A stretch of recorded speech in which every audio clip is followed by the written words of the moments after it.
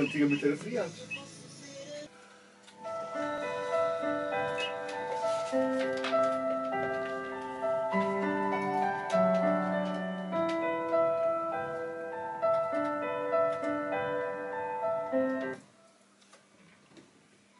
Alguns segundos depois do sinal das 9 da manhã, segunda hora do Bom Dia Açores, e porque é quinta, connosco o Sr. Padre Vítor Arruda. Bom dia, Sr. Padre. Bom dia, Lucélia. Espera aí que eu acho que não tenho o microfone correto. Este não está trabalhando. Não está. Se puder pressionar atrás, isto são coisas que acontecem em direto.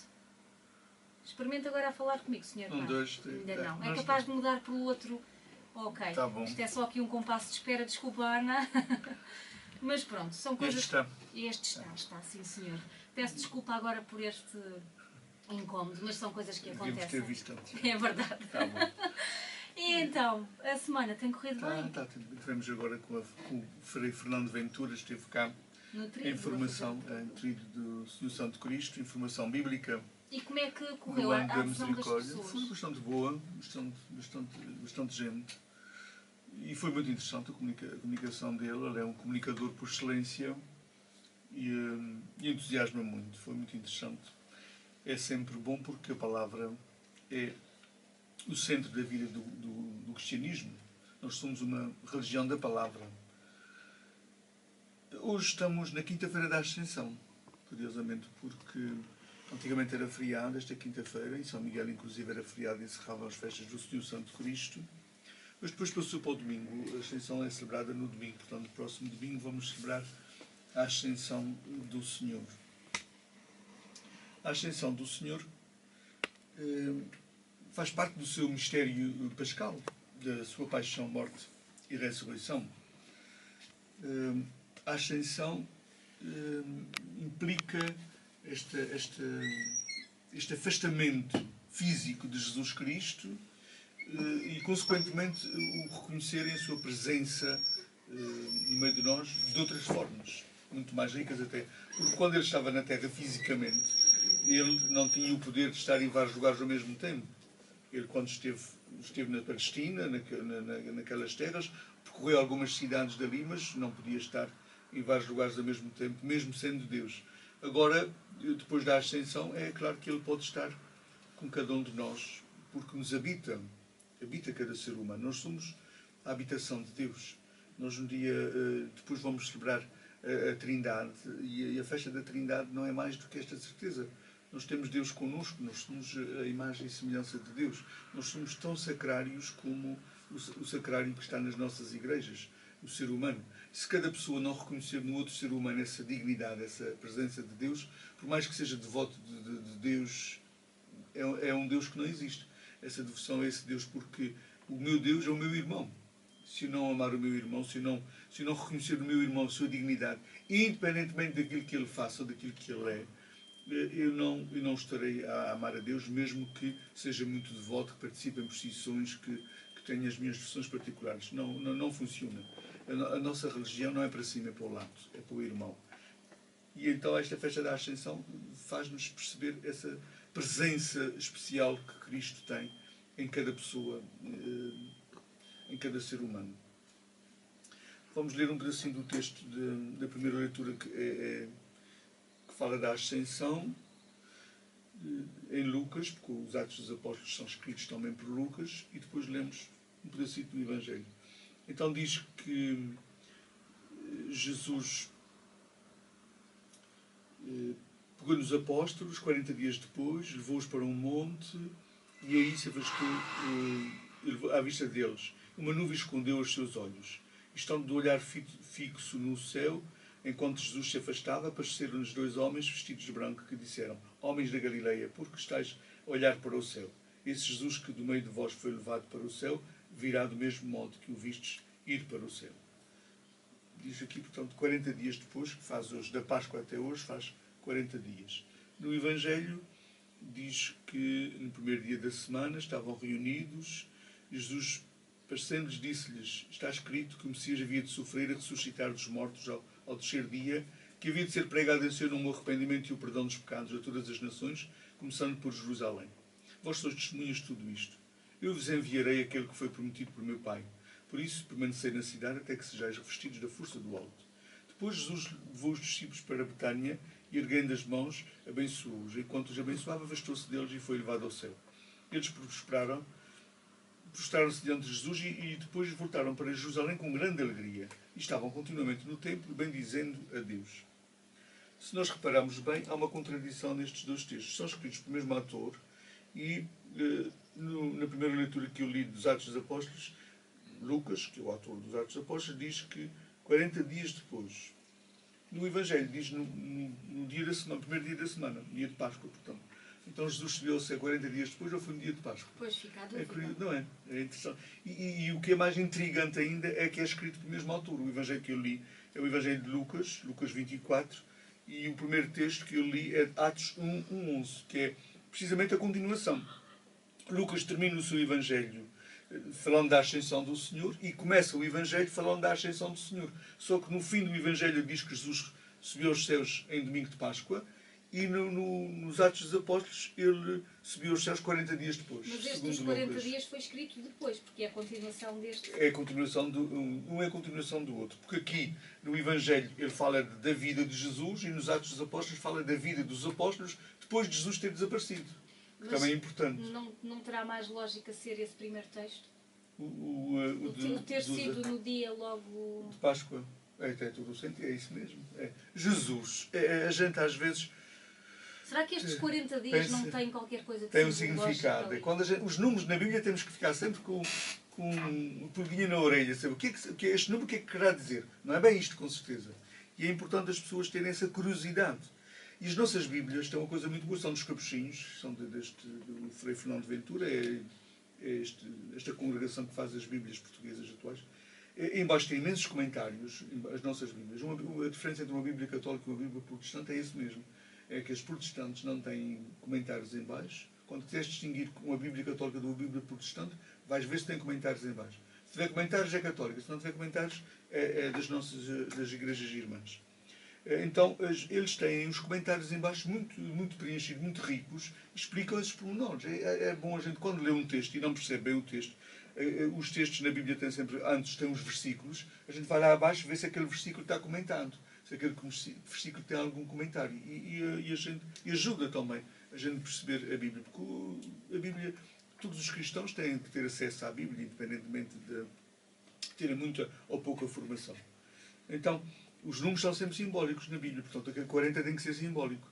Até como para a semana, na outra semana, vamos estudar o Pentecostes. Pentecostes quer dizer 50.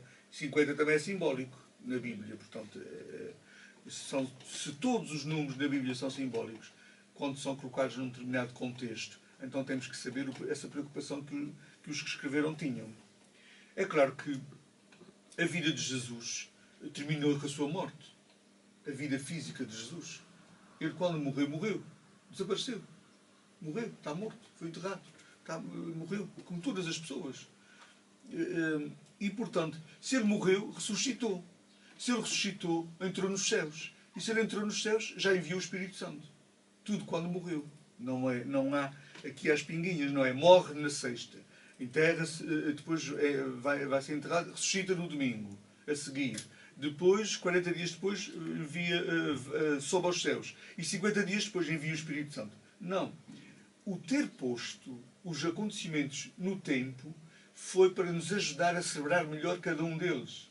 É só para isso. É só uma pedagogia que a Igreja tem, uma ajuda que a Igreja nos dá para celebrarmos cada um dos acontecimentos de uma forma mais rica, para não celebrar tudo de uma vez. Em Sexta-feira Santa é que acontece tudo. A morte, a ressurreição, a ascensão, a descida do Espírito Santo e o início da Igreja. E Jesus desaparece da Terra. Desaparece. Estas aparições que se fala aqui depois da ressurreição de Jesus são uma forma que os autores sagrados, que os evangelistas encontraram de nos descrever o processo que os apóstolos fizeram para descobrir que Jesus estava vivo. É uma forma. Quando diz assim, Jesus apareceu-lhes, eles estavam a pescar e depois trouxeram peixe para a terra e Jesus já tinha brasas e já estava assando de peixe e comeu com eles. Jesus depois ressuscitado não pode comer com eles. Uma pessoa ressuscitada não pode comer. Se não tem um corpo físico, não pode comer.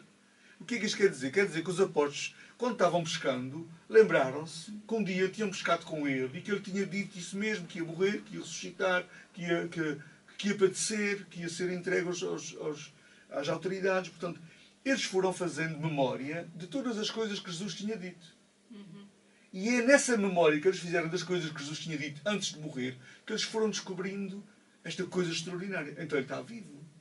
Não está fisicamente, que a gente já não quer fisicamente, porque ele já morreu, mas está vivo sempre que a gente fizer os gestos que ele nos mandou fazer.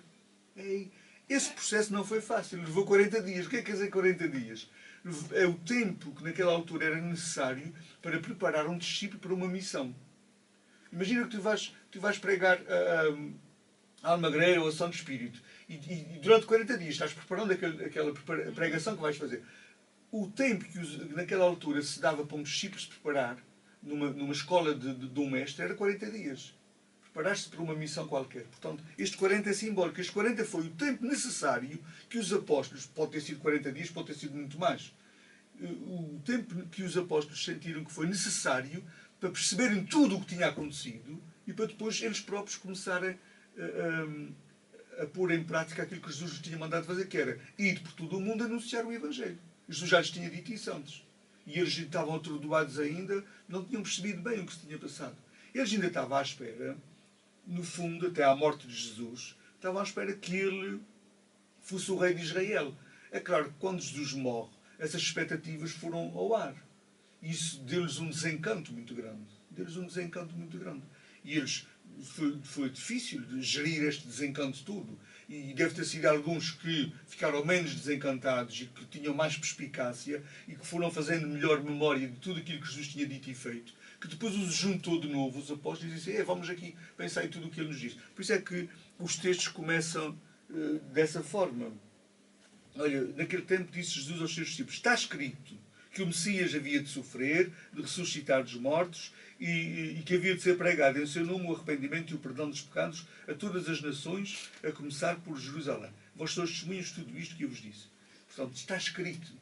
Os apóstolos, no fundo, foram buscar os textos do Antigo Testamento, a ver tudo o que é que se dizia do Messias, para entenderem realmente a paixão, a morte e a ressurreição de Jesus Cristo. Quando entenderam, eles não ficaram tristes porque ele ter morrido. O Evangelho diz, eles prostraram-se diante de Jesus e depois voltaram para Jerusalém cheios de grande alegria. É claro, quando a gente entende uma realidade, quando se faz luz na nossa cabeça de uma realidade que a gente estava com dificuldade de perceber, a gente fica com alegria, mesmo que aquela pessoa que amamos já não esteja connosco, ela está connosco de outras formas. Eles começaram a perceber isso. Eles começaram a fazer as missas e perceberam que ele estava ali presente. Vem a história dos discípulos de Emaús, que quando estavam à mesa perceberam que Jesus tinha feito aquilo antes de morrer e que fazendo aquilo ele continuaria presente. Estavam presentes quando se reuniam em oração, que ele disse, eu estarei convosco onde 2 ou 3 estiverem reunidos. Estava presente quando batizavam pessoas. Eles começaram a perceber afinal que Jesus estava presente de umas outras formas, muito mais ricas até, porque podia estar em todo o mundo ao mesmo tempo. A ascensão tem esse efeito nos apóstolos. É o momento em que eles tomam consciência da missão que eles agora têm e tomam consciência de que a vida de Jesus, de facto, tinha que terminar daquela forma para que eles pudessem agora dar continuidade ao anúncio da Boa Nova. A ascensão é tipo o corte do cordão umbilical. Eles cortaram o cordão umbilical com Jesus. Naquele momento eles perceberam que Jesus já não estaria mais com eles. Nunca mais apareceria fisicamente. Nunca mais estaria com eles fisicamente. E isso dói quando a gente... É aquela fase quando a gente perde alguém. Que nos primeiros dias a gente vai ao quarto da pessoa, ainda a ver ali na cadeira da sala, ainda vemos ela sentada na cadeira da sala, na mesa de jantar, ainda vemos o seu lugar ali. Mas depois consegue visualizar muito. Mas chega uma altura que a gente já não faz essas memórias, porque a pessoa já está dentro de nós de outra forma. Não é? E essas memórias começam a desvanecer-se. Até porque a gente depois muda os móveis da casa e que as coisas começam a desvanecer-se e, portanto, passamos a ter uma outra memória e passamos a ter a certeza que aquela pessoa não estará mais fisicamente, mas passa a estar de outra forma. Não é saudável, por exemplo, morrer uma pessoa e mantemos o seu quarto tal qual ela deixou, mantemos o guarda-roupa com as suas roupas. Não é saudável, não é um luto saudável. Cada pessoa tem a sua forma de fazer luto. Mas é claro que isso não é saudável. A pessoa partiu, damos ali um tempo que é necessário e depois temos que com o coração a sangrar, temos que nos desfazer daquelas coisas. E faz parte do luto saudável a gente fazer isso. Os apóstolos tiveram que fazer o seu luto saudável. Jesus já não estava mais com eles fisicamente. Agora temos que trabalhar de outra forma. Temos que lidar com isto de outra forma. E como é que eles lidaram com isso de outra forma? Foi louvando a Deus com grande alegria e começando a anunciar sem medos. É curioso que eles já não estavam com medo e agora passam a não ter medos. É claro que quando a gente percebe uma realidade, o medo desaparece. Eles, sem medos, começam a anunciar, nos mesmos lugares onde Jesus tinha estado, começam a anunciar, olha, aquele que vocês mataram está vivo. E depois começaram a ser perseguidos e começaram a ser presos e saíam sempre com muita alegria. Porquê? Porque tinha acontecido isso por causa de Jesus. Quer dizer, que estavam fazendo a coisa certa.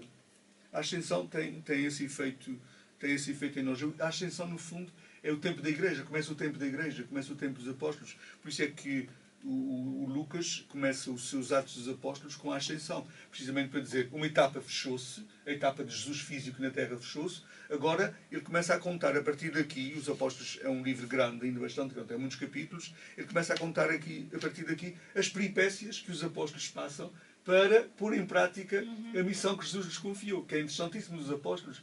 A gente vê a humanidade dos Apóstolos, daqueles discípulos de Jesus, daqueles amigos de Jesus, continua a acontecer aqui.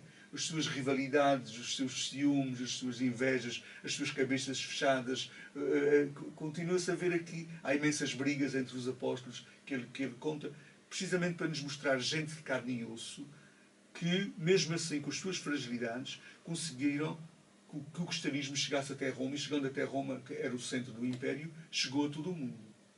Portanto, essa gente obtusa, essa gente tapada, essa gente que não tinha percebido quase nada daquilo que Jesus lhes tinha dito, foi essa gente que levou o cristianismo até Roma. E levando o cristianismo até Roma com muitas dificuldades, todos eles foram mortos até. Todos os apóstolos foram mortos. Quer dizer que morreram da mesma forma que Jesus. Alguém os matou porque eles estavam incomodando. Mas eles conseguiram levar o cristianismo até Roma e através de Roma, levá-lo a todo o mundo. E ainda hoje o cristianismo tem em quase todos os países do mundo. Porquê? Porque não era obra deles, era obra de Jesus. E porque eles tinham esta consciência, esta certeza absoluta de que Jesus estava com eles. A maior força de uma pessoa que é crente é ter a certeza de que Deus está com ela. Isto é uma força que vence qualquer batalha na vida. É ter essa certeza. Nunca duvidar dessa certeza. A gente pode ter dúvidas na fé, nunca se pode ter dúvidas de que Ele está presente. Essa dúvida não pode acontecer porque essa dúvida faz desvanecer a fé. Pode ter outras dúvidas. Como é que aconteceu? Como é que não aconteceu? Foi assim? Foi assado? Outras dúvidas que podemos ter. Isto realmente aconteceu? Isto passou-se ou não se passou? Agora, duvidar num momento difícil que Deus está na minha vida, eu já não sou uma pessoa de fé. Que já desmoronou o centro daquilo que é a fé. Ele está presente, mesmo nas tempestades da vida. Ele não livrou os apóstolos das tempestades da vida. Porque não era isso porque isso seria uma ilusão. Ele não livrou os apóstolos das tempestades que eles tiveram que passar todos. Todos morreram igual como Jesus morreu. Mortos, uns crucificados, outros degolados, outros apedrejados. Todos morreram de alguma forma. E eles morriam com alegria. Porquê? Porque estavam morrendo como o seu mestre e estavam morrendo porque estavam cumprindo a missão que o mestre lhes confiou. Como é que é possível ser morto e estar com alegria nessa situação? É só quem tem fé e que acredita que Ele está ali e que depois da morte vão encontrá-lo.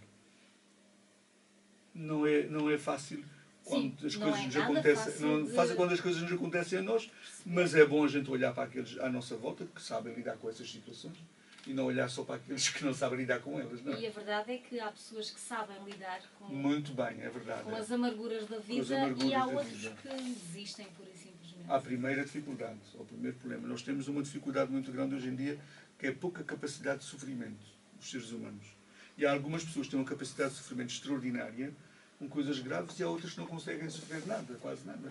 Portanto, tudo depende também da forma como nós lidamos com as nossas emoções e também tudo depende da ideia que nós temos de Deus. A gente já conversou aqui muitas vezes sobre esse assunto. Se eu tenho uma ideia de que Deus é um remédio para me resolver os problemas, eu vou estar sempre com problemas na minha vida. Enquanto a pessoa não perceber isto, o que é que quer dizer? Enquanto eu pensar que preciso de Deus, esse Deus não é verdadeiro. Esse Deus não, eu não posso precisar de alguém para amá-la. Isto É uma relação de interesse. De interesse. Não pode ser relação de interesse. Deus não faz nada pela minha vida. Por isso é que eu gosto dele. Porque eu sou capaz de fazer as coisas pela minha vida. Eu não preciso que ele venha fazer. Eu preciso que ele seja a minha força e que esteja presente. Agora, ele é que quer fazer as coisas na minha vida. E quando as pessoas não perceberem isto, é assim que Deus nos trata. Porque trata-nos como adultos. Não nos trata como crianças mimadas. Ele trata-nos como adultos. Ele não faz as coisas por nós. Enquanto não percebemos que Deus é assim, não é o Deus que a gente pensava que seria, que vinha fazer milagres para resolver os meus problemas no dia a dia, a gente vai lidar com as coisas de uma forma diferente. Muito diferente. Vamos à agenda. Vamos então à agenda. E em Santa Maria este fim de semana temos as festas do Senhor Santo Cristo dos Milagres. Curiosamente, nós aqui a falarmos de milagres e ele tem por acaso o nome tem esse título, Senhor Santo Cristo dos Milagres. Mas o milagre que o Senhor Santo Cristo realiza é sempre no coração da pessoa. O nosso problema dos católicos é este. Se tu